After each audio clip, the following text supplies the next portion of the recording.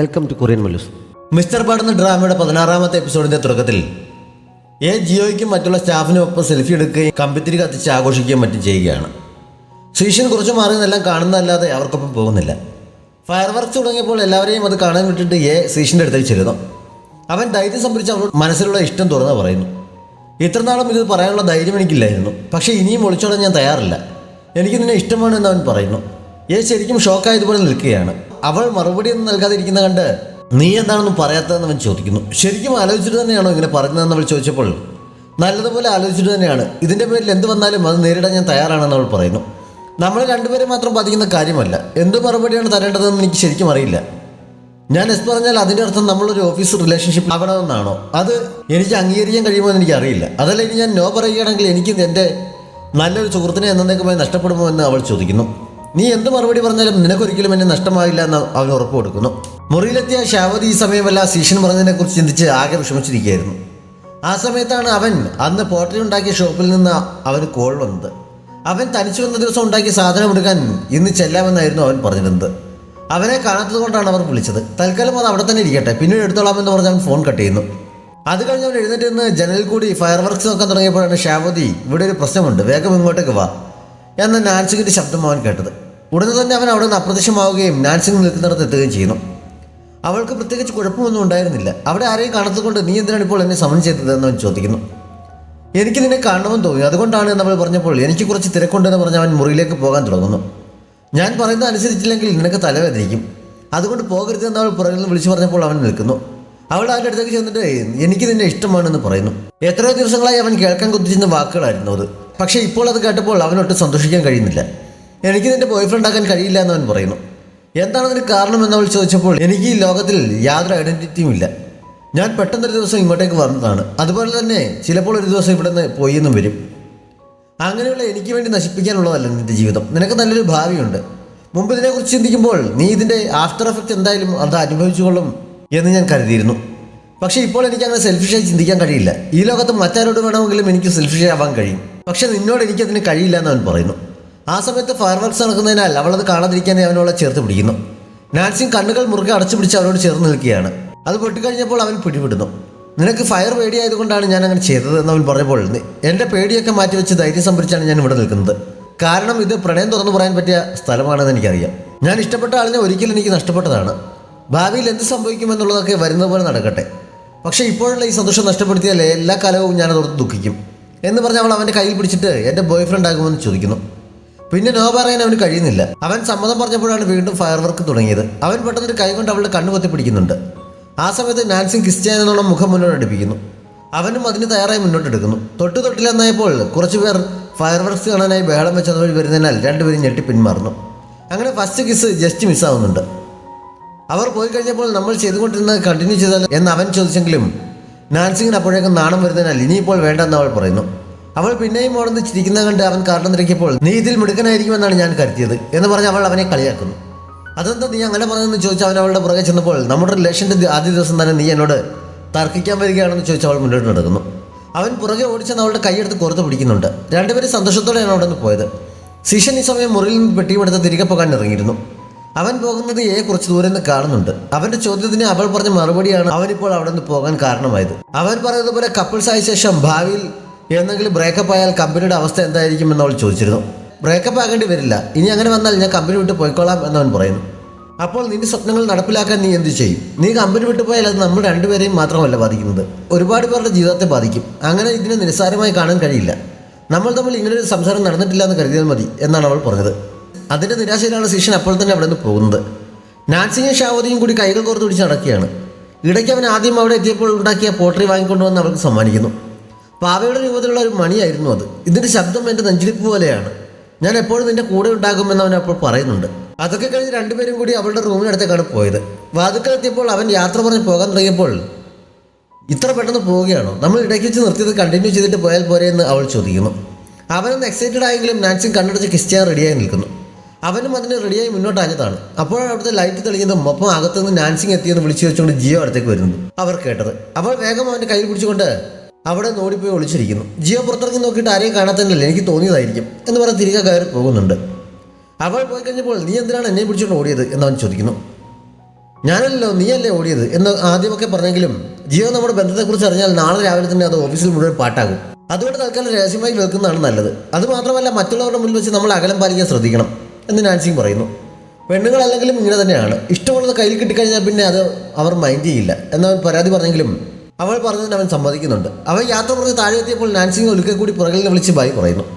അടുത്ത ദിവസം രാവിലെ പുറപ്പെടാൻ തയ്യാറായി നാൻസിങ് ബസ്സിനടുത്തെത്തിയപ്പോൾ അവൻ ബസ്സിനുള്ളിൽ സ്ഥലം പിടിച്ചിരുന്നു. ഗ്ലാസിനരികിലേക്ക് തല ചേർത്ത് വെച്ച് പാട്ട് കേട്ട് കണ്ണടച്ചിരുന്ന അവനെ ഗ്ലാസ്സിൽ കൂടി അവൾ തട്ടി വിളിച്ചെങ്കിലും അവൻ നോക്കിയതല്ലാതെ വരെ മൈൻഡ് ചെയ്യുന്നില്ല.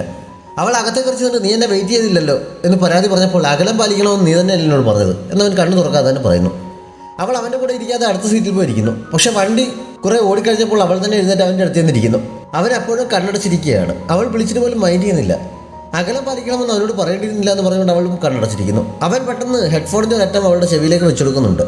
അവൾ കണ്ണുറന്ന് നോക്കിയെങ്കിലും അവൻ അപ്പോഴും കണ്ണടച്ചിരിക്കുകയാണ്. നാൻസി ചിരിച്ചുകൊണ്ട് പതുക്കെ അവൻ്റെ കൈ കോർത്ത് പിടിക്കുകയും തോളിലേക്ക് ചായുകയും ചെയ്യുന്നുണ്ട്. അവന് ചിരിച്ചുകൊണ്ട് അവളുടെ തലയിലേക്ക് തല ചേർത്ത് വെക്കുന്നു. രണ്ടുപേരും കണ്ണടച്ചിരിക്കുകയാണെങ്കിലും രണ്ടുപേരുടെയും മുഖത്ത് പുഞ്ചിരിയുണ്ട്. വീട്ടിലേക്ക് അവർ ടാക്സി വിളിച്ചാണ് പോയത്. ടാക്സിയിൽ നിന്ന് ഇറങ്ങിക്കഴിഞ്ഞ് അകത്തേക്ക് പോകാൻ തുടങ്ങിയപ്പോൾ അവൻ അവളുടെ കൈകളിൽ കോർത്ത് പിടിക്കുന്നു. നാൻസി പക്ഷേ അവനെ പിടിച്ചു നിർത്തിയിട്ട് നമ്മൾക്കാരും ഇപ്പോഴേ അമ്മയോട് പറയുന്നു എന്ന് ചോദിക്കുന്നു. അപ്പോൾ നീ അമ്മയോടും പറയാൻ ഉദ്ദേശിക്കുന്നില്ലേ? നിനക്ക് മടിയാണെങ്കിൽ ഞാൻ പറയാം. നിനക്കൊരു ബോയ് ഫ്രണ്ട് ഉണ്ടാകാൻ വേണ്ടി അമ്മ ഒരുപാട് ആഗ്രഹിച്ചതല്ലേ? എന്നെപ്പോലെ മിടുക്കനായ ഒരാളെ ബോയ് ഫ്രണ്ടായി നീ കണ്ടുപിടിച്ചു എന്നറിയുമ്പോൾ അമ്മ സന്തോഷിക്കുകയുള്ളൂ എന്ന് പറഞ്ഞ് അവൻ അവളെ പിടിച്ചുകൊണ്ട് അകത്തേക്ക് പോകാൻ തുടങ്ങിയെങ്കിലും അവൾ പിന്നെയും അവനെ പിടിച്ചു നിർത്തിയിട്ട് നമ്മുടെ റിലേഷൻ കുറച്ചുകൂടി സ്ട്രോങ് ആയ ശേഷം പറഞ്ഞാൽ പോരെ. ഇക്കാര്യത്തിൽ പണ്ടുകാലത്തുള്ളവരും ഇപ്പോഴത്തെ മുതിർന്നവരും ഏകദേശം ഒരുപോലെയാണ്. നമ്മൾ ഇക്കാര്യം ഇപ്പോൾ പറയുകയാണെങ്കിൽ അമ്മ ആദ്യം ചോദിക്കാൻ പോകുന്നത് നീ ഏത് കമ്പനിക്ക് വേണ്ടിയാണ് ജോലി ചെയ്യുന്നത്, എവിടെ നിന്നാണ് വരുന്നത്, വീട്ടിൽ വേറെ ആരൊക്കെ ഉണ്ട്, നിങ്ങളുടെ റിലേഷൻ എത്ര നാളായി തുടങ്ങിയിട്ടെന്നൊക്കെ ആയിരിക്കും. അതുകൊണ്ട് കുറച്ചുകൂടി വെയിറ്റ് ചെയ്യുന്നതല്ല നല്ലതെന്ന് അവൾ ചോദിക്കുന്നു. അതുതന്നെയാണ് നല്ലതെന്ന് അവസാനം അവൻ സമ്മതിക്കുന്നുണ്ട്. അങ്ങനെ കൈയൊക്കെ വിട്ട് പഴയതുപോലെ ഫ്രണ്ട്സായിട്ടാണ് അവർ മുകളിലേക്ക് കയറിയത്. അവൾ വീട്ടിൽ ചെന്ന് അമ്മയോട് വിശേഷങ്ങളൊക്കെ പറയുന്നു. നല്ല സ്ഥലമാണ്, ഇനി ഒരിക്കൽ അമ്മയെ കൂട്ടി പോകാമെന്ന് അവൾ പറഞ്ഞപ്പോൾ നീ സോഷ്യൽ മീഡിയയിൽ പിക്കൊന്നും പോസ്റ്റ് ചെയ്യാതിരുന്നപ്പോൾ സ്ഥലം കൊള്ളിലായിരിക്കുമെന്നാണ് ഞാൻ കരുതിയത് എന്ന് അമ്മ പറയുന്നു. പിക്ക് പോസ്റ്റ് ചെയ്യാനുള്ള സമയമൊന്നും കിട്ടിയില്ല, നല്ല തിരക്കായിരുന്നു എന്ന് അവൾ കള്ളം പറയുന്നുണ്ട്. നീ ഷാബോദിയും ഒരുമിച്ചല്ലേ പോയത്, അവൻ തിരിച്ചു വന്നില്ലേ എന്ന് അമ്മ ചോദിക്കുന്നു. അവൻ വന്നല്ലോ, അവൻ്റെ മുറിയിലേക്ക് പോയി എന്ന് അവൾ പറഞ്ഞപ്പോൾ അവൻ എന്താണ് ഇങ്ങോട്ടേക്ക് വരാതിരുന്നത്? ഞാൻ നിങ്ങൾക്ക് രണ്ടുപേർക്കും വേണ്ടി കുറച്ച് ഡംപ്ലിങ്സ് ഉണ്ടാക്കിയായിരുന്നു, നീ പോയി അവനെ കൂടി വിളിച്ചിട്ട് വന്ന് അമ്മ പറയുന്നു. അവൻ വന്നാൽ കള്ളം പൊളിയുമോ എന്നുള്ള പേടി കാരണം അവൻ യാത്ര കഴിഞ്ഞ് വന്നതല്ലേ ഉള്ളൂ, ഉടനെ ബുദ്ധിമുട്ടിക്കുന്നത് ശരിയല്ല എന്നൊക്കെ പറഞ്ഞ് അവൾ ഒഴിഞ്ഞു മാറാൻ നോക്കിയെങ്കിലും നീ അവനെ ബുദ്ധിമുട്ടിക്കുന്നത് ആദ്യമായിട്ടല്ലോ, പിന്നെ എന്താണ് ഇപ്പോൾ ഒരു മടി, അതോ ഇനി ഞാൻ അറിയാതെ നിങ്ങൾക്കിടയിൽ എന്തെങ്കിലും സംഭവിച്ചോ എന്ന് അമ്മ സംശയത്തോടെ ചോദിക്കുന്നു. അങ്ങനെയൊന്നുമില്ല, ഞാനിപ്പോൾ തന്നെ അവനെ വിളിച്ചുകൊണ്ട് വരാമെന്ന് പറഞ്ഞ് അവൾ അവനെ വിളിക്കാനായി പോകുന്നുണ്ട്. പക്ഷെ ഒരുമിച്ച് അമ്മയുടെ മുന്നിൽ ചെന്ന് നിന്നാൽ ഉറപ്പായി പിടിക്കപ്പെടുമെന്നത് കാരണം എന്ത് ചെയ്യണമെന്നറിയാതെ രണ്ടുപേരും കൂടി സോഫയിൽ മലർന്നു കിടന്ന് ആലോചിക്കുകയാണ്. നീ ക്ഷീണം കൊണ്ട് ഉറങ്ങിപ്പോയെന്ന് ഞാൻ അമ്മയോട് കള്ളം പറഞ്ഞാലോ എന്നവൾ ചോദിച്ചപ്പോൾ നീ ഇത്ര ടെൻഷനാക്കേണ്ട കാര്യമുണ്ടോ, ഇത് ആദ്യമായിട്ടൊന്നും അല്ലല്ലോ അവിടെ ഒന്ന് ഭക്ഷണം കഴിക്കുന്നത്, പേടിക്കേണ്ട കാര്യമൊന്നുമില്ലെന്ന് പറഞ്ഞാൽ ധൈര്യം നൽകുന്നുണ്ടെങ്കിലും അടുത്ത നിമിഷം തന്നെ ശരിയാകില്ല എന്ന് പറഞ്ഞ് വീണ്ടും ആലോചിക്കാൻ തുടങ്ങുന്നു. ഇന്ന് നമ്മൾ പോയില്ലെങ്കിൽ ഇന്ന് രാത്രി തന്നെ അമ്മ കണ്ടുപിടിക്കും എന്ന് അവൾ പറഞ്ഞപ്പോൾ അവൻ ധൈര്യം സംഭരിച്ച് അവളുടെ കയ്യിൽ പിടിച്ച് പോകാമെന്ന് പറഞ്ഞ് എഴുന്നേറ്റ് മുന്നോട്ട് നടക്കുന്നു. പക്ഷെ പെട്ടെന്ന് തിരിഞ്ഞു നിന്നിട്ട് പോകുന്നതിന് മുമ്പ് ഒന്ന് ഹഗ് ചെയ്യാൻ പറഞ്ഞ് അവൻ കൈ നീട്ടുന്നു. അവൾ അവനെ കെട്ടിപ്പിടിക്കുന്നുണ്ട്. അതിനുശേഷം രണ്ടുപേരും കൂടി പോകാനായി വാതിലിന് അടുത്ത് വരെ എത്തിയപ്പോഴാണ് അമ്മ വാതിൽ തുറന്ന് അകത്തേക്ക് വന്നത്. രണ്ടുപേരും പെട്ടെന്ന് പിടിവിട്ട് ഭിത്തിയിൽ പിടിച്ചുകൊണ്ട് നിൽക്കുന്നു. ഇവനെ വിളിച്ചുകൊണ്ട് വരെ ഇത്ര താമസിക്കുന്നത് എന്താണെന്ന് ചോദിച്ചുകൊണ്ടാണ് അമ്മ അകത്തേക്ക് വന്നത്. അവരുടെ നിൽപ്പ് കണ്ടപ്പോൾ നിങ്ങൾ വർക്കൗട്ട് ചെയ്യുകയാണെന്ന് അമ്മ ചോദിക്കുന്നു. അതേന്ന് രണ്ടുപേരും പറയുന്നുണ്ട്. വേഗം അങ്ങോട്ടേക്ക് വരാൻ പറഞ്ഞ് അമ്മ മുറിയിലേക്ക് പോകുന്നു. അമ്മ പോയി കഴിഞ്ഞപ്പോൾ നീ എന്താണ് കാണിച്ചത് എന്ന് ചോദിച്ച് രണ്ടുപേരും പരസ്പരം കളിയാക്കുന്നുണ്ട്. അമ്മയുടെ അടുത്ത് ചെന്നപ്പോൾ ഡംപ്ലിംഗ് ഉണ്ടാക്കാൻ സഹായിക്കാൻ അമ്മ രണ്ടുപേരോടും പറയുന്നു. അവനുണ്ടാക്കാൻ അറിയാത്തത് കൊണ്ട് അവളോട് പഠിപ്പിച്ചു കൊടുക്കാൻ പറഞ്ഞപ്പോൾ രണ്ടുപേരും കൂടി സാധനങ്ങൾ എടുത്തുകൊണ്ട് ഹാളിൽ പോയിരിക്കുന്നു. അമ്മ ഇടയ്ക്ക് ടൂറിന്റെ വിശേഷങ്ങൾ ചോദിക്കുന്നുണ്ട്. രണ്ടുപേരും ഓപ്പോസിറ്റ് ആയിട്ടുള്ള മറുപടിയാണ് പറഞ്ഞുകൊണ്ടിരിക്കുന്നത്. അതുകൊണ്ട് അമ്മ കൺഫ്യൂഷൻ ആകുന്നുണ്ട്. അപ്പോഴാണ് എടുത്ത ഫോട്ടോസൊക്കെ കാണിക്കാൻ അമ്മ പറഞ്ഞത്. നാൻസി ഫോൺ എടുത്ത് നോക്കിയപ്പോൾ എല്ലാ ഫോട്ടോയും അവൻ്റെ ഒപ്പം ഉള്ള സെൽഫികളാണ്. അത് അമ്മയെ കാണിച്ചാൽ ഡൗട്ട് അടിക്കുമെന്നുള്ളത് കൊണ്ട് എൻ്റെ ഫോണിൽ ചാർജ് ഇല്ല എന്ന് പറഞ്ഞ് അവൾ തിരിച്ചു വയ്ക്കുന്നു. പക്ഷേ അമ്മ അവനോട് അവൻ്റെ ഫോണിലെ ഫോട്ടോസ് കാണിക്കാൻ പറയുന്നു. അങ്ങനെ അവൾ അവൻ്റെ ഫോൺ വാങ്ങി നോക്കുന്നുണ്ട്. അതിൻ്റെ സ്ക്രീൻ സേവർ തന്നെ അവളുടെ ഒരു സെൽഫി ആയിരുന്നു. അമ്മയെങ്ങാനും ഇത് കണ്ടാൽ എല്ലാം തീരുമെന്ന് പറഞ്ഞ് അവൾ വേഗം അത് ചേഞ്ച് ചെയ്യുന്നുണ്ട്. കുറച്ച് ഫോട്ടോസ് കണ്ടുപിടിച്ച് എത്ര താമസമാണെന്ന് ചോദിച്ചുകൊണ്ട് അമ്മ അപ്പോഴേക്കും അവളുടെ കയ്യിൽ നിന്ന് ഫോൺ പിടിച്ചു വാങ്ങുന്നു. ലോക്കായിരുന്നതിനാൽ അത് അവൻ്റെ മുഖത്തേക്ക് പിടിച്ച് മാറ്റുന്നുണ്ട്. അമ്മ ഫോട്ടോസ് നോക്കുന്ന കണ്ടപ്പോൾ എല്ലാം തീർന്നു എന്ന് രണ്ടുപേരും വിചാരിക്കുന്നു. പക്ഷേ ഭാഗ്യത്തിന് അമ്മ വേറെ ഏതോ ഫോട്ടോസാണ് കണ്ടത്. നാൻസിയും പെട്ടെന്ന് ഫോൺ തിരികെ വാങ്ങിയിട്ട് ഞാൻ ഉറപ്പായും അമ്മയും കൊണ്ട് ആ സ്ഥലത്തേക്ക് പോകാമെന്ന് വാക്ക് കൊടുക്കുന്നു. അടുപ്പിൽ വെച്ചിരുന്നത് തിളച്ചു തോന്നുന്നു എന്ന് പറഞ്ഞ് അമ്മയെ അവൾ അങ്ങോട്ടേക്ക് പറഞ്ഞയച്ചിട്ട് ഇനി ഇവിടെ നിന്നാൽ ശരിയാവില്ല എന്ന് പറഞ്ഞ് അവനെ വിളിച്ചുകൊണ്ട് പോകാൻ തുടങ്ങുന്നു. നിങ്ങളിപ്പോഴേ പോവുകയാണ്, കഴിക്കാനിരിക്കുന്നില്ലേ, ഇതിപ്പോൾ റെഡിയാകുമെന്ന് അമ്മ വിളിച്ച് ചോദിച്ചപ്പോൾ ഞങ്ങൾക്ക് കഥ എഴുതാനുള്ള കുറച്ച് പോയിന്റ് കിട്ടി, കുറച്ച് കഴിയുമ്പോഴേക്കും അത് മറന്നു പോകും, അതുകൊണ്ട് ഇപ്പോൾ തന്നെ പോയി എഴുതട്ടെ, അത് റെഡിയാകുമ്പോൾ ഞാൻ കൊണ്ടുകൊടുത്തോളാം എന്ന് പറഞ്ഞ് നാൻസി അവനെ വിളിച്ചുകൊണ്ട് അവിടെ നിന്ന് പോകുന്നു. അവൻ്റെ മുറിയിൽ കയറി വാതിലടച്ച് കഴിഞ്ഞപ്പോൾ രണ്ടുപേരും ഡോറിൻ്റെ ഹോളിലൂടെ അമ്മ പുറകെ വരുന്നുണ്ടെന്ന് നോക്കുന്നു. ഇല്ലെന്ന് കണ്ടപ്പോൾ സമാധാനത്തോടെ അവിടെ തന്നെ തിരിഞ്ഞു നിൽക്കുന്നു.